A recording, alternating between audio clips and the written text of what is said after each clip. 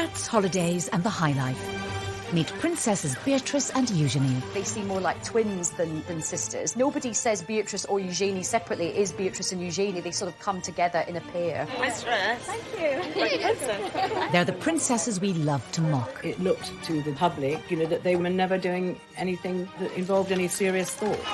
Their parents, Fergie and Andrew, have brought shame and scandal on their daughters. Good embarrassment, sir. They've done so many things which are almost unbelievably stupid that inevitably the daughters are dragged in. I let the side down. Simple as that. The 9th and 10th in line to the throne have been subject to ridicule in the media. We've had almost as many hats as we've had holidays. And just like our holidays, most of them have been free. Beatrice was widely mocked for her Philip Tracy hat, which was compared from everything from a pretzel to a loo seat. They've been accused of extravagance and privilege. Beatrice famously had about 15 holidays in a year in which she was supposed to be working. And Eugenie definitely got herself a bit of a reputation as a party princess. We've had to learn some lessons the hard way. But how much do we really know about them? A lot of people don't realise that they don't get any money formally from the state. Tonight, using rarely seen footage and in their own words, we reveal the truth about these much maligned princesses. Growing up in the public eye means that every embarrassing, slightly awkward growth spurt or hilarious fashion moment are published around the world. Now happily married and with the birth of a baby boy for Eugenie, we ask whether they've finally managed to free themselves from their parents' controversial shadows. I think there is a lot about the York sisters to be celebrated. Are they pampered princesses? I don't think they are at all. I think they're the reverse.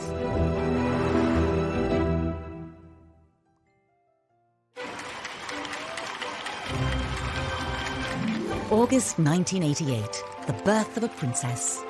A first child for Prince Andrew and Sarah Ferguson.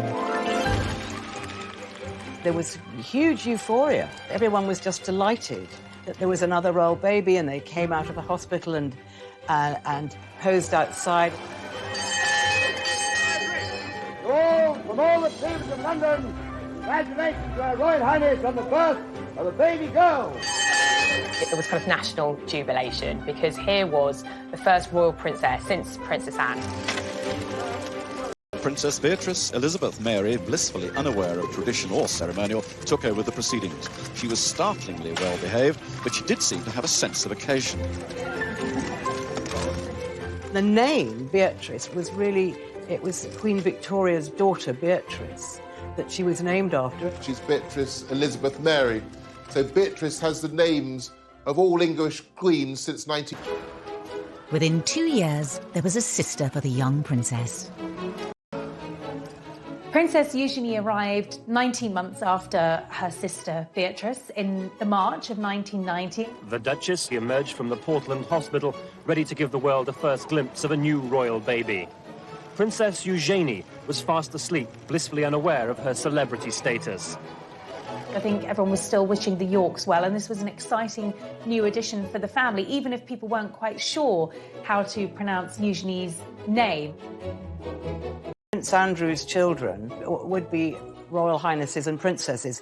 Unless he said, look, I don't want them to have titles. Princess Anne had turned down titles for her children, Peter and Zara. But the Duke and Duchess of York thought it only right that their children should have all the privileges of senior royals. They very much wanted them to be princesses and thought that maybe they would certainly end up as working royals.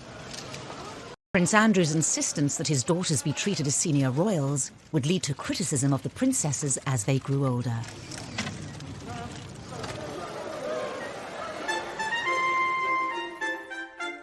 But to really understand the attacks on Beatrice and Eugenie, you have to go back to the marriage of their parents. It was very much the fairy tale, and I think the British public bought into it.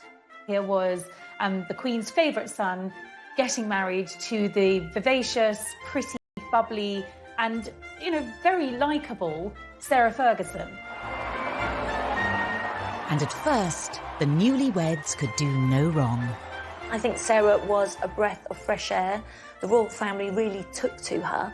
She just was really suited to Andrew and made, more importantly, Andrew very happy. Kiss her then. Why do you want me to kiss Go on, you? hurry up. Why? Hurry up! Start filming, quick. Go on, dare you.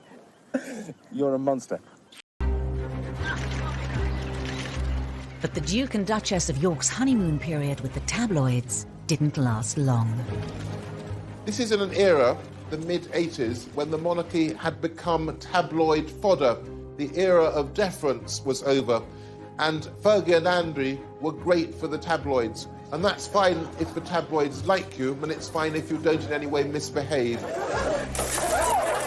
Fergie came in for a huge amount of criticism for her lifestyle, for her fashion, and what the tabloids called her work-shy attitude, nicknaming her royal idleness. All attacks her daughters would one day have to endure. There was a time where she could do no right with the press. Sarah would come in gung-ho, maybe not in the right outfit, maybe say sometimes the wrong things.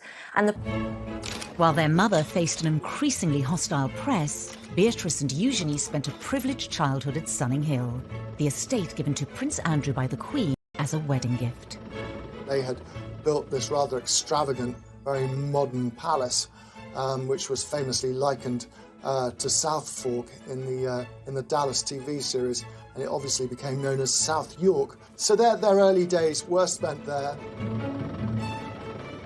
They were probably far more indulged than ordinary children. I remember going once to the house where they were staying and being absolutely astounded. There was a little sort of building in the garden, and it was absolutely full of Barbie dolls. So they had a lot of stuff, but they were very, very well brought up.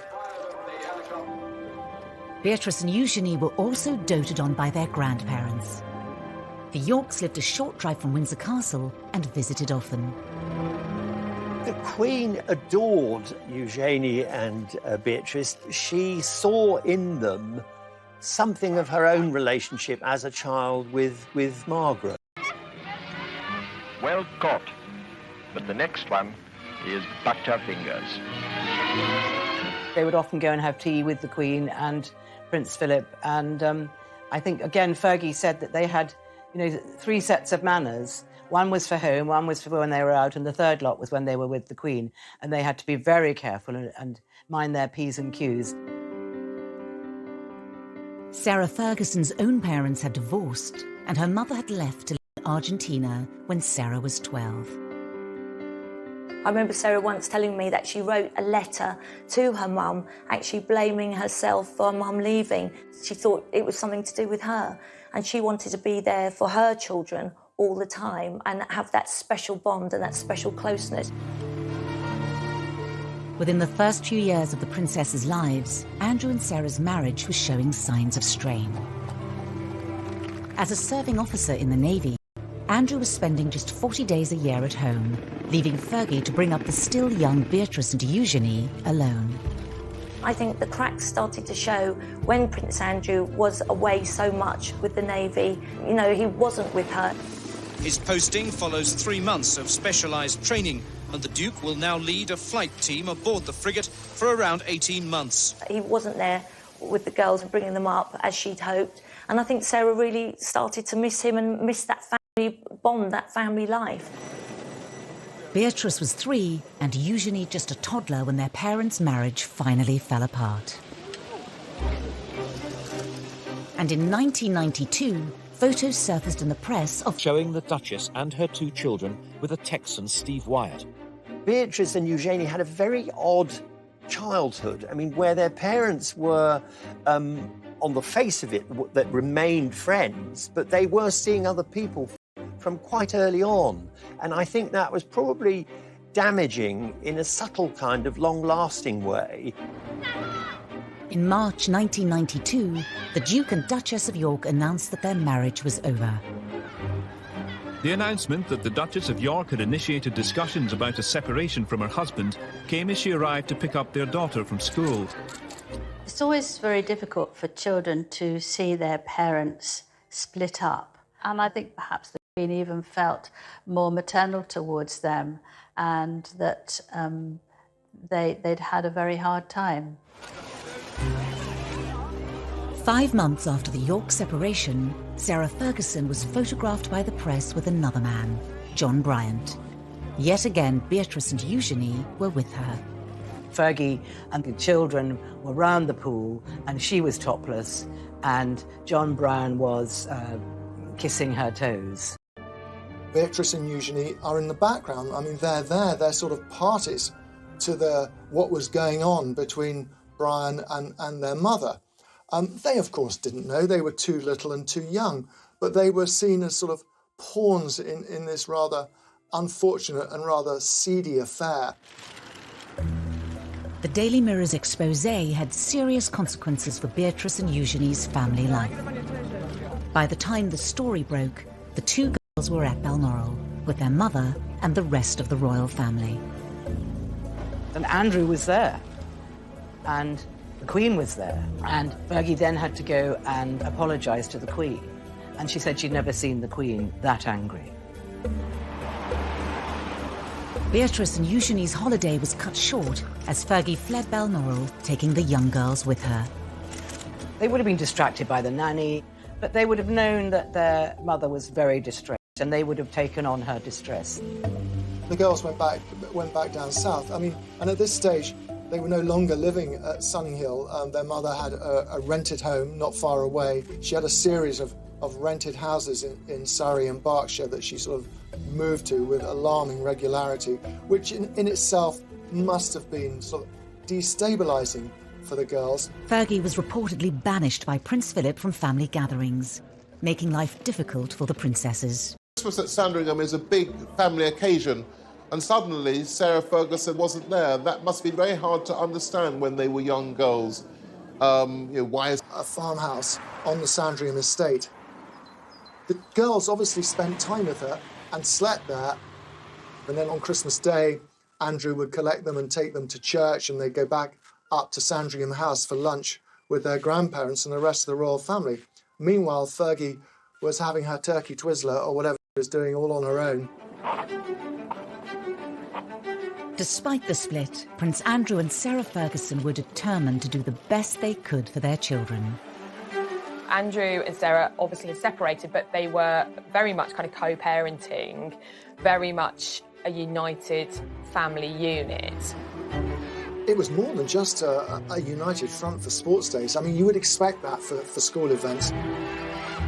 But it went far beyond that. I mean, they were going on holiday together. It meant there was a lot of continuity and reassurance for Beatrice and Eugenie that their parents were still very much part of their lives. Despite their best efforts, Andrew and Sarah's marital problems created major upheaval for Beatrice and Eugenie. But the girls would also face their own personal issues. Beatrice, at the young age of 7, realised something wasn't right. She was finding it very difficult to learn.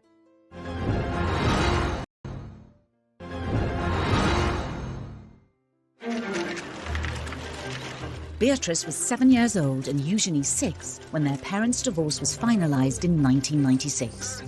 Needing to pay off debts of more than £1 million, their mother took work in the United States. Their mother was spending a lot of time in the States, really trying to clear off an enormous debt that she'd accumulated, from TV projects to book projects. You know, Sarah was literally trying to do anything she could to get herself out of spiralling debts. Their lives were regulated by the school terms, which was probably a very good thing. So I think that they didn't suffer in any way from the fact that their mother had to go and earn money and had to spend a lot of time in New York. But as her mother was increasingly away, Beatrice was facing up to her own difficulties. She'd been diagnosed with dyslexia. Beatrice, at the young age of 7, realised something wasn't right.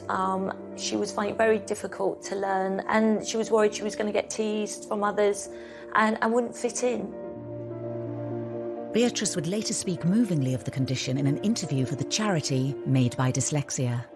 You know, I remember we had different coloured books to describe how far away your reading levels had got to. And I was always on the white books. My best friends were always on the yellow books or the green books. They were so far ahead. And I think at that stage, those moments of doubt just pop into your head. Upending royal tradition, it was decided to keep Beatrice at a local school in nearby Ascot. I think Sarah felt it very important that Beatrice was made to feel very secure and that her mum was just round the corner if needed. But there were further issues for the family to deal with. Princess Eugenie, as she started to grow and develop develop, her parents noticed that there was something slightly different, slightly wrong in the way that her spine was developing. So she started a number of tests and went through a number of specialists. It really worried her. It worried her about her growth. It worried the whole family. It was a very sort of scary time. At 12, Eugenie was diagnosed with scoliosis, curvature of the spine. She needed 8 hours of surgery, speaking out about it later to raise money for the hospital that treated her. I had scoliosis of the spine, which my mum found. They put metal rods in my neck and 8-inch screws up my back, which have now fused together and keep me straight. She makes private visits to see patients, and I understand that she writes to many child patients who have to undergo the same thing as her to say, look, I had it done, best decision in my life. Yes, it was tricky. Yes, I had to wear a back brace, but the upshot of that is that I'm able to ride, I'm able to walk, I'm able to ski, I'm able to lead a completely active life. In their young lives, the princesses had coped with the public scandals surrounding their parents and their private battles. There would be further struggles ahead as they carved out new roles for themselves. But uniquely, they always faced these challenges together. They're very close friends and very close sisters, but they're very different personalities. Beatrice is perhaps a more formal and more reserved. Eugenie is, I suppose, what might be described as bubbly and chatty. The more confident Eugenie chose to go away to Marlborough College, the co-ed public school also attended by Kate Middleton. Marlborough is quite progressive boarding school. It's very sporty. It does a lot of art, does a lot of drama. It's not just about the academic achievement of its pupils. And that really suited Eugenie, I think. And she made a core group of friends there with whom she'll be friends for life. Beatrice, who is, I think, the quieter and perhaps shyer of the two girls, went to an all-girls school in Ascot. She delayed her GCSEs for a year because of her dyslexia, and she didn't get the best grades, but she did go on to become head girl. William and Harry. There was a stage when kind of Harry was falling out of nightclubs, and it would normally be Eugenie as his right-hand wing woman. And they certainly enjoyed themselves, and Eugenie definitely got herself a bit of a reputation as a party princess. Away from the limelight, the public began to see a different side to the princesses, and one that wouldn't go down well. They were mixing with a fast crowd, and it looked to the general public, that they were always having a good time and never doing anything that involved any serious thought. The press was beginning to draw comparisons between Eugenie and Beatrice and their parents. I see myself as a mini mummy, so I kind of have this sort of image that anything you could do, I want to do better. So I want. I have to tell you, that's easy. The comparisons were not always favourable. When Eugenie went globetrotting on a gap year to mark the end of her A-levels, the tabloids weren't far behind. The suggestion really was that here was a couple who were living beyond their means, cashing in on their royal connections, and weren't Beatrice and Eugenie going to be just the same? It was almost as if they were tarred with their parents' brush from the outset. Eugenie went to South Africa and on to the Far East. She was sort of flitting from country to country, as most middle-class young people do who take gap years. But of course, she was accompanied by police bodyguards, and that meant we, the taxpayers, were paying for policemen to accompany her to the fleshpots of the world. The taxpayers' share of the bill added to the reported £500,000 already spent on the princess's protection each year. Prince Charles decided, as they would not likely to be very senior royals, that this was too much for the public to pay, so he stopped that. Prince Andrew was so angry that he wrote a note to the Queen saying that he wanted them to be considered as proper royals and he did not want the protection officers to leave them. Usually the Queen gave in to him. She had this huge soft spot for him and he could persuade her to his way, but this time she refused. Written off as pampered princesses, Eugenie and Beatrice tried to keep a low profile. And in 2010, the sisters, now just 20 and 21, found themselves embroiled in another of their mother's scandals. She was caught on camera, essentially selling access to her husband and to someone who she believed was a... And when you can, to me, open doors. New Prince Andrew? Yeah. Is that a deal? Yeah. It was a nightmare for Sarah Ferguson. It was a nightmare for her children. It was just a sort of a nightmare for everyone. Beatrice was with her mother when the phone call came, warning them that the news of the world was publishing the exposé. Beatrice, who was at a party held by Naomi Campbell, the model, just kept asking her mother, how did this happen? You know, how? And they left the party immediately, effectively went into hiding, knowing that once again, her mother's reputation was about to be completely trashed.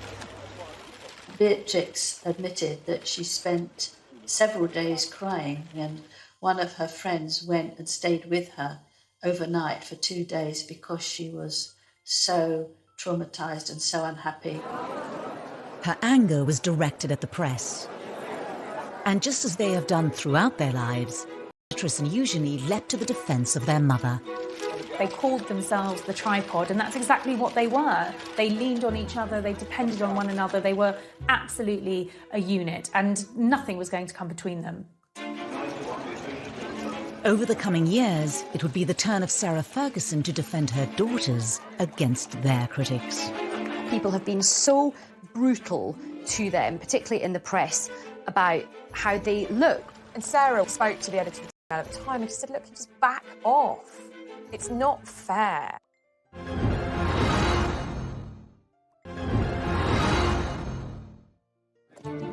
Prince Andrew's insistence that his daughters receive royal titles at birth immediately put them under the glare of the world's media. As young girls growing up, Beatrice and Eugenie had less of a place in the spotlight than William and Harry, but there was still a lot of press interest in Beatrice and Eugenie. This, along with the scandals and embarrassments that have engulfed their parents, has meant that Beatrice and Eugenie have also been in the firing line. The whole family is seen as a soft target because the parents particularly have made so many, mistakes is being generous, that inevitably the daughters are dragged in. I think there are times when it looks as though the girls are just being knocked because it's turned into something of a national sport, and particularly when it comes to their fashion sense. The two princesses have become renowned for their bold designer outfits. People have been so brutal to them, particularly in the press, about how they look, which is just so old-fashioned and sort of sexist in this day and age. The two of them are quite similar. Fergie was often criticised in the press for getting it wrong in the fashion stakes. You know, her fashion choices were bold, some might say garish, always over the top. And I suppose when we started seeing Beatrice and Eugenie taking a leaf out of Fergie's fashion book, history repeated itself. But it was when Beatrice and Eugenie were seen arriving at their cousin William's wedding in 2011 that the ridicule reached new heights. I don't think they will ever live down the outfits that they wore to the royal wedding. Sarah had paid a fortune to have them styled for the wedding day so that they looked the part. Beatrice's choice of hairwear instantly created a national debate. Beatrice was widely mocked for her Philip Tracy hat, which was compared from everything from a pretzel to a loo seat. She became a meme instantly. There were lots of jokes going around that it was like a television aerial. This hat was like another guest. It was like the most talked about guest at Kate and William's wedding. Within hours of the wedding, the silk fascinator, costing around £2,000, had earned its own Facebook page, and hundreds of photoshopped images of the headpiece were shared online. It did get the headlines, maybe for the wrong reasons, but they're very confident, and I think they have this wonderful knack of just, laughing it off. The princesses used a charity speech to showcase their positive attitudes. Growing up in the public eye means that every embarrassing, slightly awkward growth spurt or hilarious fashion moment are published around the world. Together, we have have laughed, together we have cried. Ultimately, though, together we fueled each other's sense of humour. Beatrice actually did something very clever. She turned the thing around brilliantly by auctioning the offending fascinator. It raised £81,000 for charity, which she got a lot of good publicity for that. And it showed that, unlike her parents, there are times when Beatrice is quick on her feet. The princess's love of headwear became infamous and was mocked by the critically acclaimed Channel 4 show, The Windsors. If there's one thing we're famous for, it's our... holidays. Me. Hats. So basically, this is just like a small selection of some of the incredible fascinators that I've got. So, and these cost like in and around about £1,000, £2,000 each, which is a lot, like if you're poor. They were called the Frumpy Sisters, the Two Ugly Sisters. You know, the press were very cruel, and that must have been incredibly upsetting for them. In 2018, the princesses opened up about how the scrutiny has at times taken its toll, particularly after one royal engagement. They spent an hour or two in Buckingham Palace meeting dozens and dozens of people, doing the royal job, and admitted that they were both in tears and trying to comfort each other because they felt they'd been so badly treated. Even Beatrice's weight was criticised when she was just 19, proving once again that life in the spotlight came with serious downsides. Beatrice was pictured on a beach in a bikini, and those pictures were published in all of the newspapers.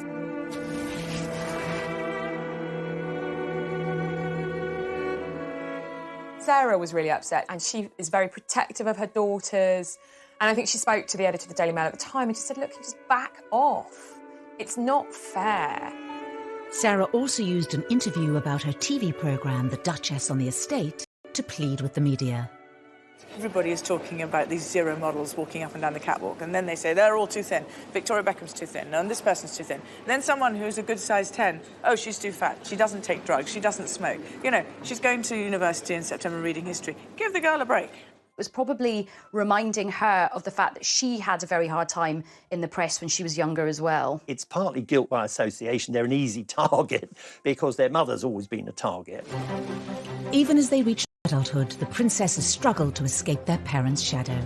I think that a lot of the things which have been said about Beatrice and Eugenie were kind of as though they were their parents' appendages and as though they weren't independent people. There is one area of Beatrice and Eugenie's lives that gets very little press coverage. I think people don't realise that both Beatrice and Eugenie do actually have full-time jobs, and they have built up their own independent careers. And of course, a lot of people don't realise that they don't get any money formally from the state. When it comes to their careers, Beatrice and Eugenie are often tarnished in the media by their parents' reputations. Eugenie, we're going to have to get jobs. Is that like when Daddy has a party for Arabs and British businessmen? No, I think a job's where you have to go into a building or something. Yeah. As titled princesses, it was expected that Beatrice and Eugenie would become full-time working royals. When Charles made his vision for a streamlined monarchy really very clear around the time of the Diamond Jubilee celebrations, and that was a big issue for Andrew. His view was that they had the HRH titles, therefore they are blood princesses, therefore they should be full-time working members of the royal family. It didn't pan out that way, and that definitely caused tensions between the royal brothers, Charles and Andrew. For Beatrice and Eugenie, the dilemma of being non-working royals who have princess titles lies at the heart of many of the issues they have to grapple with. For two members of the royal family who are as close as Eugenie and Beatrice to being core members, it is unusual to be working. They wanted to go out and get jobs, but it did take a while for them to get to that position. When they left university, came back from their gap year, you know, they were still living very much within the protective bubble of the palace. In 2011, Beatrice graduated university with a 2-1. After a year working in New York, she embarked on her current career in the tech industry, splitting her time between the UK and America.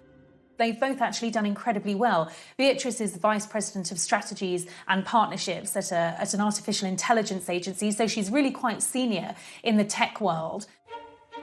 Eugenie followed in the footsteps of Beatrice. After also graduating with a 2-1 in 2012, she too moved to New York, but embarked on a very different career path to her sister. Eugenie has Seemingly always been interested in the arts, and she went to New York and worked for an online art business.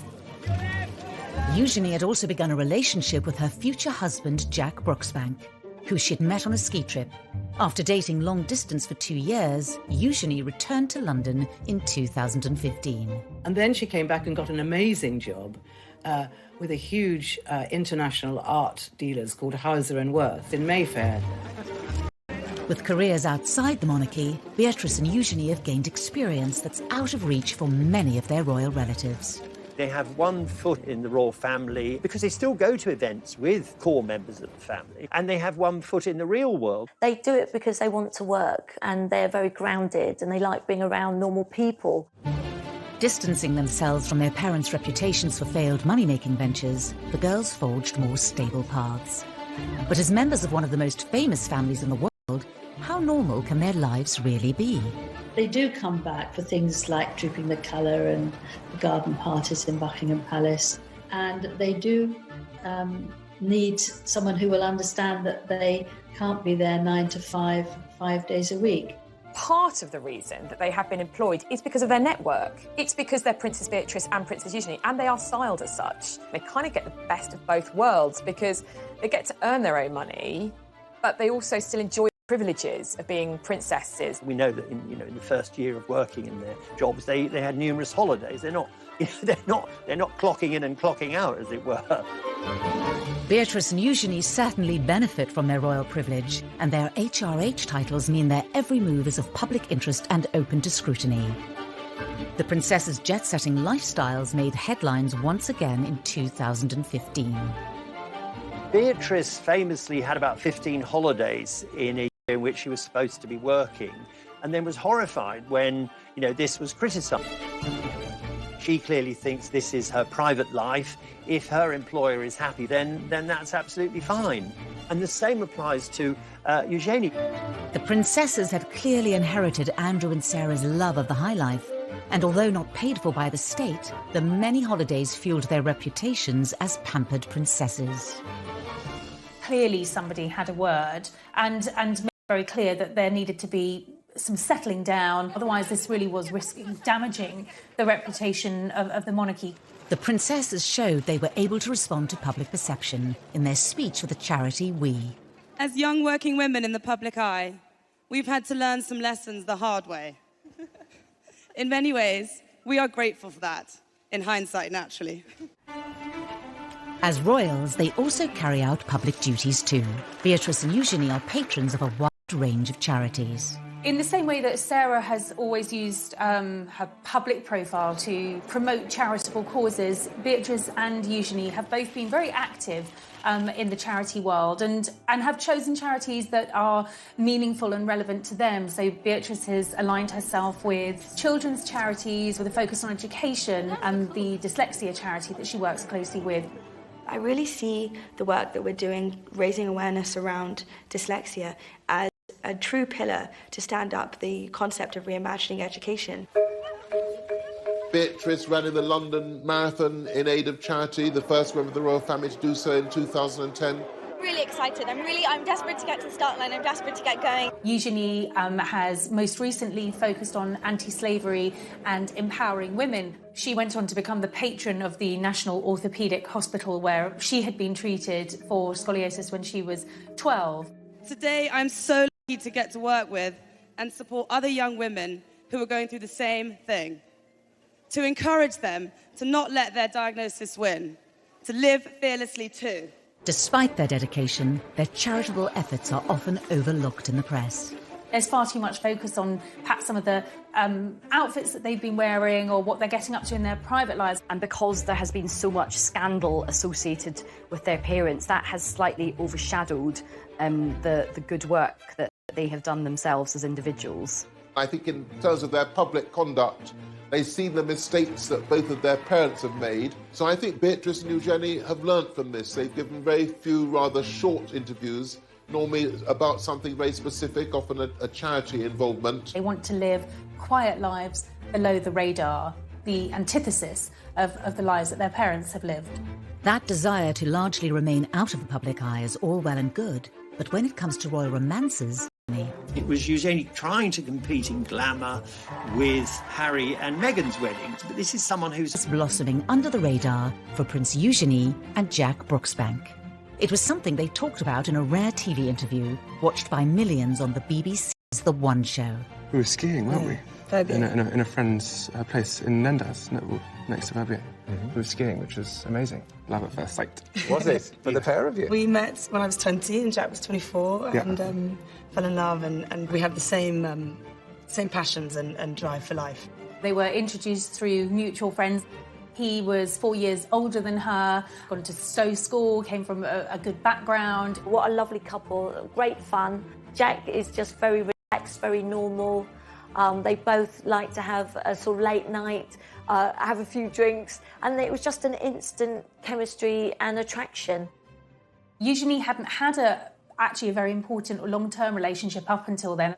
They dated for 7 years before they got married. Although not from an aristocratic background, Jack mixed in the same circles as Eugenie. They've got similar mutual friends.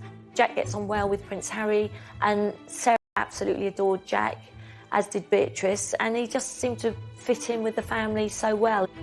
When they met, Jack was working at Mahiki nightclub, where Eugenie enjoyed nights out with Beatrice and her cousin Harry. He works in hospitality, he is a brand ambassador for a tequila company, Casamigo, and he didn't go to university, he actually went straight into the trade of hospitality. And even... I'm just off to work. Have a good day, darling. Tequila? Shots! Eugenie and Jack announced their engagement in 2018. To mark the occasion, the couple also did an interview with ITV's long-running daytime show, This Morning. How would you describe each other in just 3 words? She's this bright, shining light. I was quite surprised that they did an engagement interview because they do occupy this kind of hinterland between... They're not senior working royals. They are private individuals. So ordinarily, you wouldn't have a engagement interview for a private royal. So the iconography was, this is a royal wedding. And the interview was in Buckingham Palace. But Eugenie's big day had to be put on hold. Because of the order of hierarchy, she actually had to wait for Prince Harry to marry Meghan before she could marry Jack, even though they'd been engaged for a long time. There was a certain amount of upset about that and upset about being told you've got to wait. The British public won't be able to be even remotely enthusiastic about this wedding. As a senior royal, Harry's wedding came first, but Prince Andrew was apparently determined to make sure that his daughter's was no less important. I think particularly Prince Andrew, he's always been a bit miffed that they were never made full working members of the royal family. So I think this was his opportunity to really show them off to not just the country, but to the world and say, yeah, my daughters are absolutely up there with, you know, William and Harry. Eugenie's big day was looking to be an extravagant affair. Prince Andrew very much wanted to have a big funfair for his daughter. It was very difficult because I feel that a lot of the public didn't want this. They thought it was a waste of taxpayers' money from the security. They aren't senior royals, so why should they have the same as Prince William and Prince Harry? And a lot of it, of course, revolved around Prince Andrew, whose reputation was sinking fast by this stage, and it was seen as sort of him being too excessive.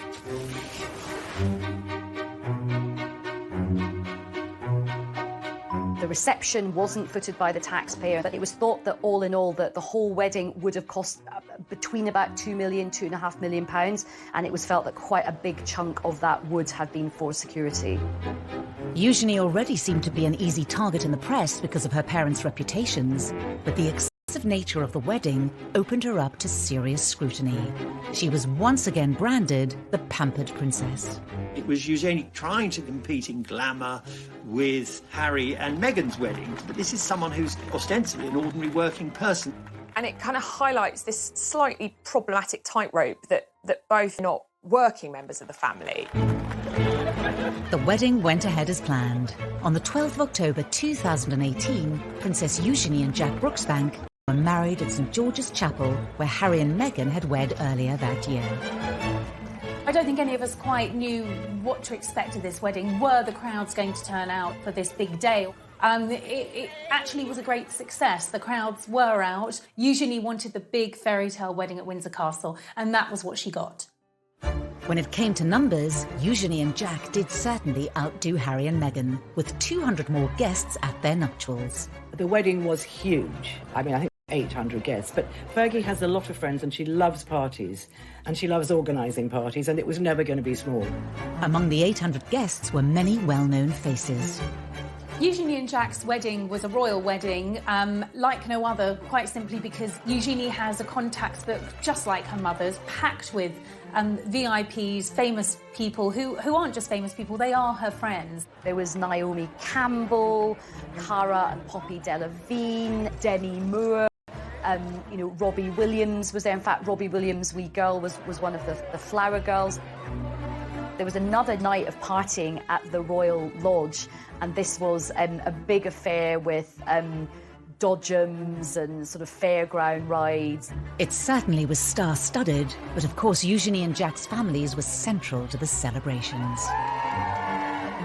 Her father walked her down the aisle. Her sister was her head bridesmaid. She had her nieces and nephews, Princess Charlotte and Prince George, as part of the wedding party. So for all the famous faces in the pews, at the heart of the wedding, it was family, and that's very important to Eugenie.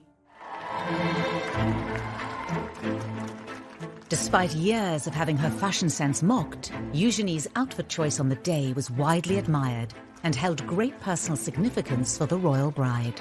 There was a lot of speculation in the press about who'd been chosen to design Eugenie's wedding dress, and Pilotto was an unexpected choice, but the dress was beautiful. It was very different to anything we'd seen a royal bride wear, in that the back was deliberately low cut, and Eugenie later explained that she'd deliberately chosen that style to show off the scar from when she'd had her operation as a 12-year-old girl to correct the curvature of her spine. And the other thing is that she was wearing this beautiful tiara with emeralds in it, which was sent to her by the Queen. The tiara from the Queen was to show the strength and the closeness of their relationship. Whilst the weddings of Harry and William were broadcast to the world on the BBC as well as other channels, his people asked the BBC if they would televise it, and the BBC said no. in the end, the ceremony was broadcast on ITV in an extended episode of This Morning, watched by 3 million people. There'll be a few more people than most people have. There are a few more than Harry had, but that's just the nature of Eugenie and Jack. They've got so many friends that they need a church of that size to fit them all in. I remember watching the interview they did with Prince Andrew, and I kind of winced. Our wedding's bigger than your wedding. Despite all Andrew and Sarah's efforts to ensure all eyes were on their daughter, attention once again turned back to Harry and Meghan.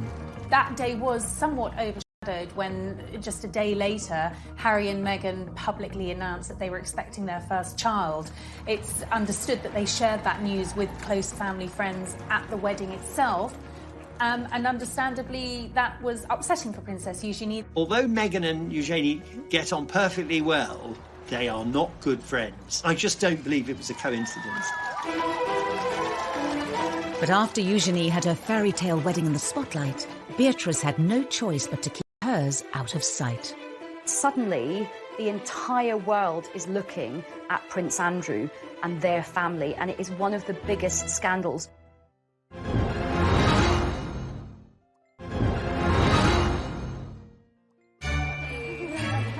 Thank you. Before Eugenie's marriage in October 2018, many had expected that older sister Beatrice would have been the first to walk down the aisle with long-term boyfriend Dave Clark. They were introduced through Prince William. Dave's a very charismatic guy, very popular. Sarah and Andrew adored him from the minute Beatrice brought him home. She's a very conventional young woman, so she wanted to get married. And it became clear, despite pressure from Beatrice, that Dave Clark didn't want to marry her. With no marriage in sight, the relationship came to an end in 2016. I think that for Princess Beatrice, she'd invested 10 years of her life with a man that wasn't going to marry her, so that is a difficult situation for any young girl to be in. But a little over 2 years later, Beatrice found love again after spending time with friend of the family, Edoardo Mozzi. They've known each other for a long, long time. However, they were reacquainted at Princess Eugenie's wedding. This was a courtship that moved very quickly, certainly compared to a previous relationship. Just a year after they started seeing each other, Edoardo proposed. Beatrice's engagement to Edoardo Mozzi family for a long time, so it couldn't have been happier for her. 36-year-old multimillionaire Mozzi made his fortune as a property developer after studying politics at Edinburgh University. He's of Italian heritage with an English mother, was brought up in England, and is a successful, talented, young professional man. After the engagement was announced, the date of the wedding was set for late May. Beatrice knew she wanted a smaller wedding. She didn't want the big wedding at St George's. You know, she'd watched Eugenie have this fabulous celebrity star-studded wedding and had loved that wedding, but it wasn't the wedding that she wanted. It was a step change in the position of Prince Andrew, who'd previously insisted that his daughters should have the biggest and best of everything. He made no bones about it. His children are the granddaughters of the Queen. That gives them a certain status and a certain position. He felt they were entitled to the kind of wedding that Harry had enjoyed and that other members of the royal family had had over the years. Beatrice's wedding to Edo Mozzi was always planned to be a smaller affair than Eugenie's wedding. You just couldn't do the same thing again. There'd been too many criticisms. And more than that, of course, we were in a year where, well, to put it delicately, Andrew was once again in the most awful trouble. A scandal which had engulfed Prince Andrew for more than a decade hit the front pages once again and threatened to overshadow Beatrice's wedding day.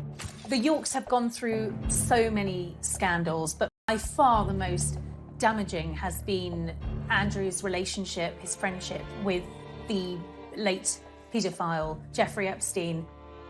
It was kind of viewed that when a putative date in May was set for Beatrice's wedding, the firm, the palace machinery, were quite concerned with how it would look because they didn't want a massive kind of celebration a la Harry and Meghan or William and Kate because they thought it would be inappropriate. Prince Andrew has strongly denied the accusations made against him. In an attempt to draw a line under the affair and clear his name, he agreed to do a rare interview with the BBC inside Buckingham Palace. The Newsnight interview, which apparently Beatrice got slightly involved with because she thought they could sort it out. But of course it just got worse. Do you regret that trip? Yes. Do you regret the whole friendship with Epstein? Still not. The whole thing was just such an unmet self watching it. Really, really protective of her father. She probably felt angry at the BBC. It would have been heartbreaking for her, really, because her parents had relied on her advice for many other things. And this time she was in a very difficult situation and she went against her instinct. I wonder what effect all this has had on your close family. You've got daughters of your own. It has been what I would describe as a constant sore in the family. She wanted the right thing. She wanted her dad's name to be cleared. She believed in her dad. Anything she could do to try and save her father and also to save her wedding day. Their father was taken out of frontline royal duty, making a public wedding difficult. It was still going to be a royal wedding. No decisions have been taken over whether to film it. There would have been some photographers, and then the reception at Buckingham Palace would have been private. But of course, the COVID-19 pandemic threw everything up in the air. As the country went into lockdown, the wedding was postponed. Everyone felt so sorry for Beatrice because she was the one that, kept having to change her plans. And of course, this is a virus that doesn't discriminate in terms of class or privilege, and it doesn't matter if you are 9th in line to the throne, you still have to obey the same rules as the rest of us. But just 2 months later, in a move that shocked everyone, Princess Beatrice married in secret. These beautiful photos of the happy couple are the only official record of the day. COVID, in a way, lessened the embarrassment of a wedding at which Andrew had to virtually be brought in a sack because he was in such disgrace. Princess Beatrice managed to pull off something no modern member of the royal family has done. She managed to get married in secret, away from the prying eyes of the press and the long lenses of the pesky paparazzi. It ended up being in actually one of the most beautiful places in England, which is the chapel in the grounds of Royal Lodge, where the Queen worships every Sunday. The Queen was heavily involved in the wedding, even lending Beatrice a modified version of a vintage dress by Norman Hartnell that she herself had worn to a film premiere in 1962. It was just stunning. She looked absolutely beautiful. I think you can see that the Queen really does hold Beatrice very fondly. The Queen also offered her the tiara she'd worn on her own wedding day, in another clear sign of support for her granddaughter. For all the people who criticised her about all her outfits, she really had the last laugh because she looked absolutely box office. The public. It was rather heartening to see the pictures, and I thought this is a very good way of dealing with Andrew's fall from grace, dealing with the pandemic. In a video announcing the winners of a drawing competition for the Forget-Me-Not Hospice, Beatrice talked for the first time in public about the wedding. Do you think this might be my wedding? Because I had a chance to get married this summer and it was so much fun.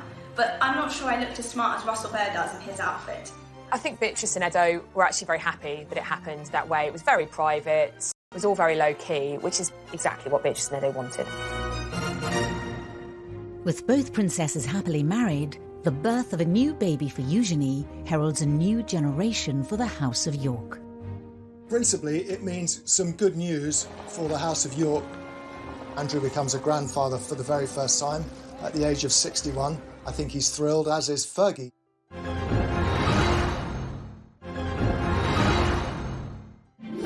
On February 9th, 2021, the palace announced the birth of Princess Eugenie and Jack's first baby, a boy. Princess Eugenie and husband Jack Brooksbank announced the arrival of their son. The Queen welcomed her 9th great-grandchild. The birth of a royal baby is always very exciting, and I think that there was just kind of general joy.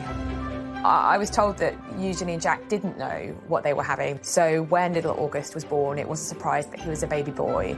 In a break with tradition, Eugenie and Jack chose not to have a photo call on the hospital steps. Instead, they posted a photo of themselves on her Instagram page. Of Queen Victoria, and Hawke is after Jack's great-great-great-great-grandfather. Philip, of course, after Eugenie's grandfather. Unlike his mother, Princess Eugenie, August will not have a royal title, and the chances of him ever becoming king are extremely remote. Eugenie's new baby will be number 11 in the royal line of succession. Unfortunately, he won't remain there long, because once Prince Harry and Meghan give birth to their second child, August will bump down to number 12. Up until the birth, both York sisters continued their work with the charities of which they're patrons, even under lockdown, hosting an awards evening over the internet for the Teenage Cancer Trust. We wanted to let you all know that you're not all nominees, you're all winners. I think we can see the great work these girls do, that even with this pandemic that we're all in, it was so amazing and so special for those that were winning these awards. So thank you so much for sharing today and for doing all that you can to support young people and Teenage Cancer Trust. They've tried to tell people their own ways of managing very difficult things and also to, I think, inspire them. Beatrice has been an ambassador for the Forget-Me-Not Children's Hospice for more than 8 years, and during isolation sent a heartfelt message of encouragement to the young people and families who were supported by the charity.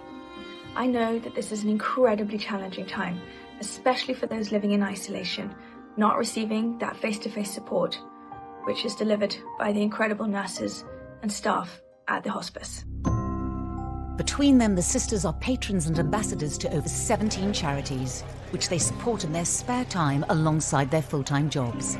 This dedication appears in stark contrast to their portrayal as spoilt and brash princesses in the media. So they may have had criticism because people didn't like their hats, which is fairly absurd. They see themselves as having a duty to the Queen to be good princesses for the rest of their lives and to do great charitable work and support the country and the Queen. I don't ever hear anything unpleasant about them. Everybody that meets them says how charming they are, which is really nice. And nice for Fergie too, because it means at least she's done something right.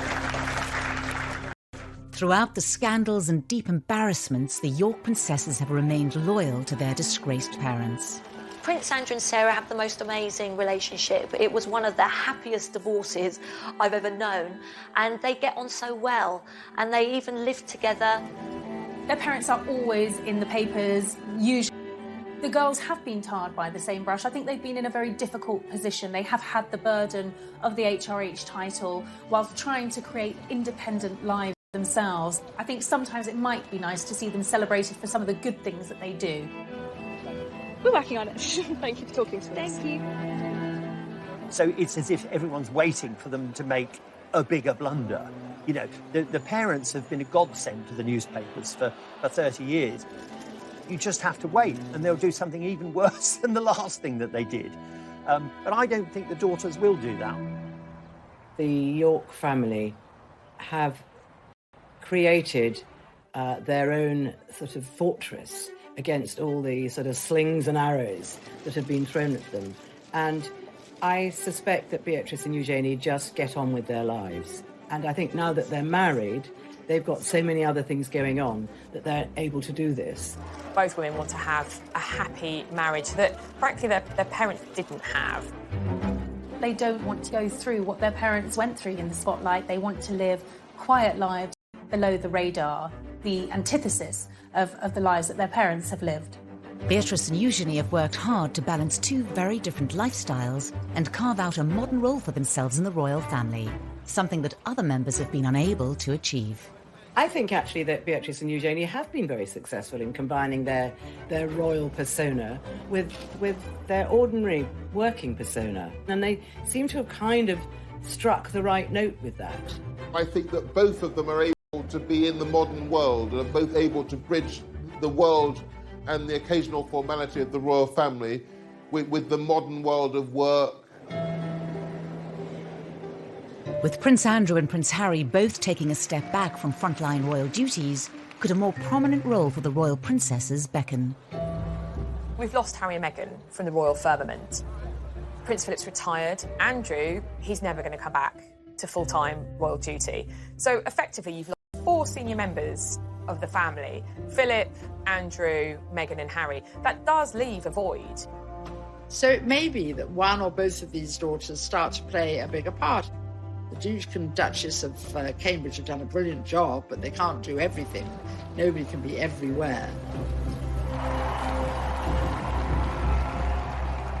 If Beatrice and Eugenie do step up to fill the royal gap, will they be able to change the way we all see them? Are they pampered princesses? I don't think they are at all. I think they're the reverse. They've had to deal with a lot of criticism.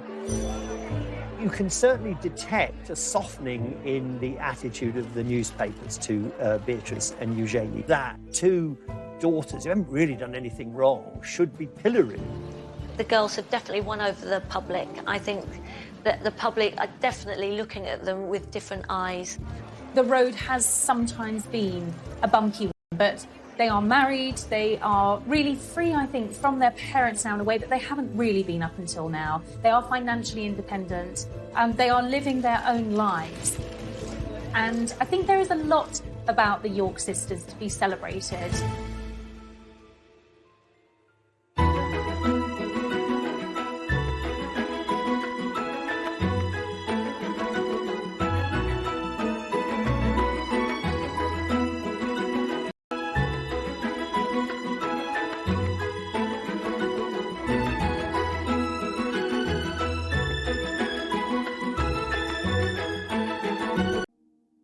Married and with the birth of a baby boy for Eugenie, we ask whether they've finally managed to free themselves from their parents' controversial shadows. I think there is a lot about the York sisters to be celebrated. Are they pampered princesses? I don't think they are at all. I think they're the reverse.